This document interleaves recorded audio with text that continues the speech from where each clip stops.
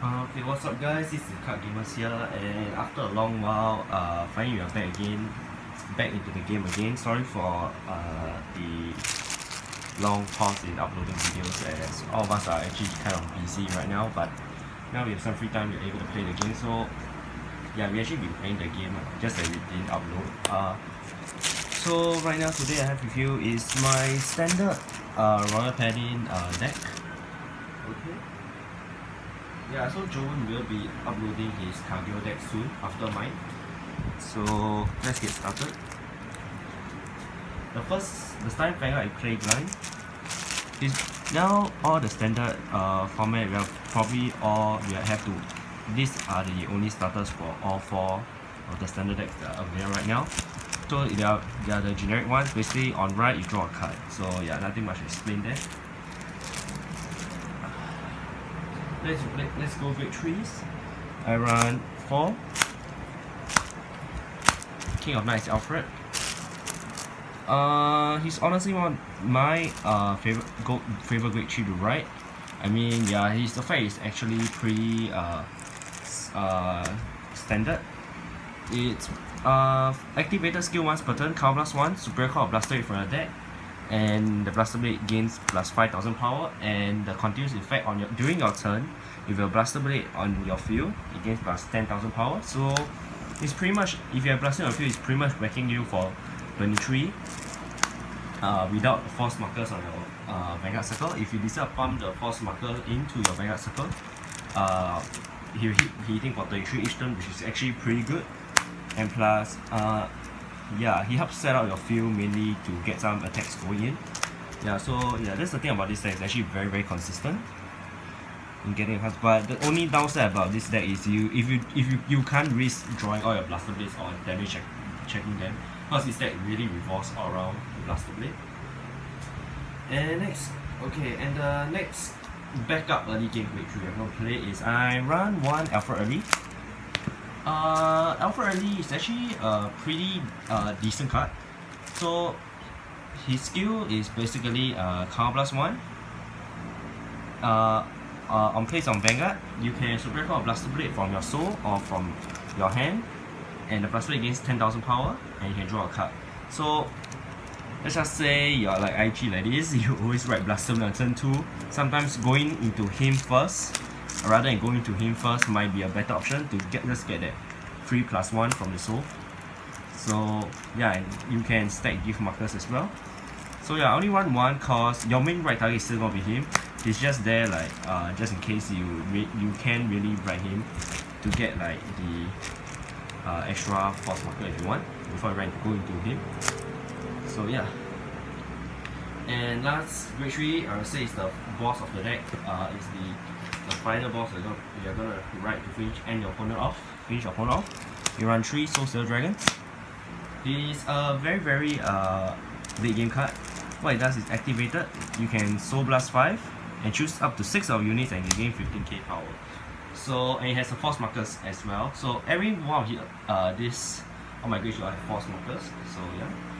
So he set us very dangerous columns. Mostly for pushing opponent from maybe about 4 damage, at least 4 damage to gain. Yeah, but he's most terrifying when your opponent has 5 damage. And normally, unless your opponent is OTT and has a bunch of protect stored up, they can't really deal with him. So yeah, so that's it for the grade 3s. Okay. Grade 2s, obviously we're gonna run 4 Blaster Blades. Needless to say, this deck revolves around him. So what he does is, the new Blaster Blade. Yeah, I actually like this art more than the previous art because this one looks way best. So what he does is, continuous effect on the Vanguard Circle. If you have 4 or more rear guards, it gets a crit. So and second skill is on place on Vanguard rearguard, counter +1, Soul +1, retire one of your opponent's rearguards on the front row. So what I like about this Blaster Blade is that at the early game, if you can get off a Arcane and you have some cards in your rearguards in your hand, you can just call them out and then you right here just whack with 2 crits. You can just push your opponent easily to at least 3 damage during that turn. Yeah, this guy plays very aggressively, and a lot of people said that don't really like riding Blaster Blade because they want to save them for Alfred. But I think if you can kill your opponent off early, the better with this deck, because the only problem with Royal Paladin right now is that like if you let opponents like OTT and Cargo get into the game, they can just snowball very easily from there. Because this deck, the only late game you actually have is Soul Silver Dragon, and they are only really effective if your opponent have 5 damage. So rushing them early actually really helps. Yeah. So next grade 2 we're gonna run is I'm running. Obviously we're gonna run 4 Arcanis. He's basically the swap me of the deck, if you all know. Yeah, swap me, but better. So I find that this guy is actually very good because his skill is when placed on Vanguard or Rearguard Circle, you can help plus 1. Search the deck for a Ponga and call it to any Rearguard Circle. Yeah, and when she's boosted by high base, she gains plus 3k power. So early game, you can when you can just use the effect to pop off, you get a free +1 and start whacking your opponent from there. And yeah, and superior rank Ponga actually helps you soul charge as well. So I think 4 of her is actually very important. Like honestly, with this deck, you really want to max out her. Like, yeah. Okay, the next grade 2s you're gonna run is honestly up to your personal preference. So right now I'll be running 2 Paladins and 2 Jarons. Okay, the reason why I don't run this card, just let me get it out first. The reason why I don't run this card right now is that because mainly when I bring this deck to tournaments, the main opponent we usually face is honestly just Oracle Think Tank, because actually that's one of the most popular decks in the standard format. And honestly speaking, this card being a 9k base, riding it actually, if you are forced to ride it, is actually very very bad, because this deck aims to kill your opponent off fast. But he's good. I'm not saying he's bad, but he's good against Kagero, like as a sort of like, because Kagero burn your field so much, and then if you can just draw him late game, you can actually replenish your field. But right now, based on what I'm saying, there's more OTTs and I value the Galatines with the tanky issue more. Yeah, but depending on the next few sets they're releasing, this card may actually be seeing more play than these cards. So if you guys have me, I suggest you all just keep it. And Jaron's skill is basically, and the other 2 grade 2s is Jaron. Jaron's skill is basically when he attacks, he has 3 or more rear guards, he gets plus 5,000 power. It's pretty good. Basically just to whack your opponent for like more power, because him being boosted by a AK is whacking your opponent for 23, forcing that at least guard with a grade 0 card. So yeah, so there are grade 2s. Grade 1s, we run 4 Marins.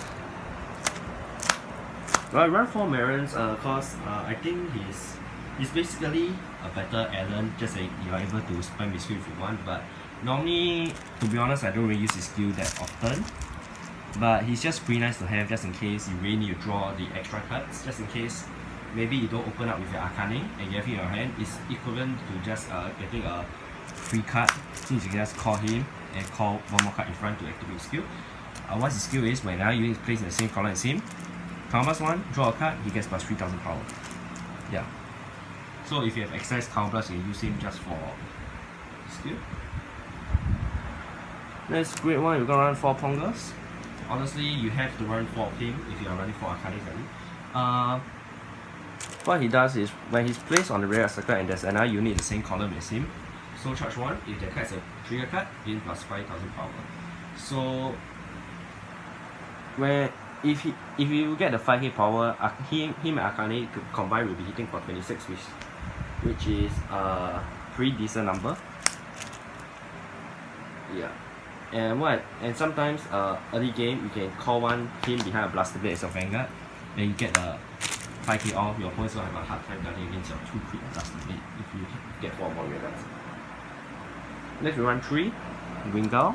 I find Wingull to be a very it's sort of like he's just here cause because it's that many, you always have Blaster in the field, so getting a free 5k of Blaster Blade can be pretty huge to make your Blaster Blade even bigger. But depending on what we get in the future, maybe he'll be cut for some other stuff, but that we have to see. And in worst case scenario, it's just an 8k booster, which isn't that bad either, honestly. And next we run 2 of the Stallion. The reason why people ask why they run 2 of him and 3 Wingulls, the main reason is actually just because he's a 7k base, honestly. He's a terrible target to run into. Nowadays, all of these group are 8k base, and the starter can't move out either. You'll be swinging for trigger pass, you have to ride him on turn 2, which is not very cool actually. So just only for the reason I'm playing 2. What he does is, if you have 4 or more rear guards, he gains plus 3k, so it's a 10k booster. Behind Akane, you swing for 23, which is a magic number, so opponent will have to drop 15k card. Yeah, but this deck just sells magic numbers easily. For triggers, it's very standard. We run 8 crit, 4 of the new Kansen, the draw trigger Kansen, and 4 huge triggers. So yeah, there you have it. And obviously for force markers, we are just gonna bring I play 8 just in case, like you never know. So I suggest you really just bring max just in case of anything. So yeah, thanks for watching, guys. Do stay tuned for more deck profiles coming soon by Jovan and me. Peace out.